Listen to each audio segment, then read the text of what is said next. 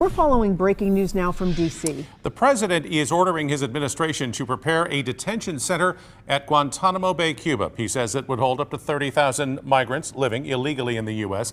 In the past, that U.S. military base has been used to house detainees from the war on terrorism. Also breaking, President Trump's budget office has rescinded its memo putting a widespread freeze on trillions of dollars in grants and loans. The move comes after a federal judge blocked the freeze last night, which could have impacted funding for programs and nonprofits. The White House insists the president's executive order reviewing the use of federal funds remains in full force. Now, the threat of a funding freeze has caused a lot of confusion with agencies and schools in our area that receive federal funds. KMBC 9's Krista Tatchell live outside the offices of the Shawnee Mission School District. And Krista, we are all trying to figure this out, right?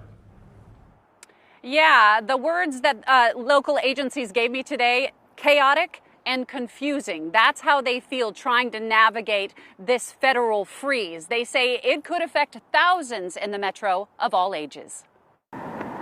We never did hear anything from our federal partners. School admins from districts like Shawnee Mission on the Kansas side had to navigate a possible freeze on federal funds. What we don't know is, and I think this is something that administration deals with, is what comes next. Title I schools in Kansas and Missouri receive hundreds of millions of dollars in federal aid to give out free or reduced lunches. Some Kansas City public service agencies couldn't access their federal fund portals until noon today, meaning services to those needing them were suspended. Funds couldn't be withdrawn.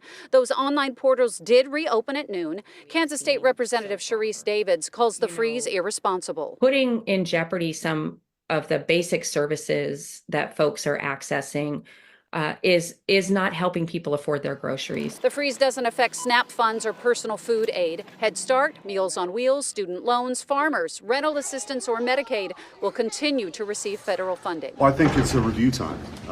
My understanding the order is to review it. I think the Biden administration, not in addition to burrowing people in the administrative state, also was rushing money out the door. So my guess is they're trying to make sure that it's compliant with the laws that Congress did pass.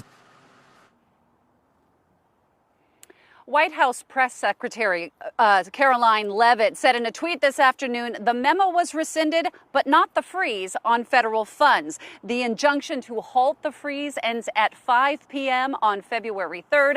Local agencies, as well as KMBC, are looking for more answers and clarification from government officials, and we will stay on this story. We're live in Overland Park. Krista Tatchell, KMBC 9 News. All right, Krista, thanks. Because of the looming freeze, the Senior Companion Program at Kansas City's Shepherd's Place suspended operations today. It's a group that receives federal money. It means 20 homebound seniors cannot receive in-home visits.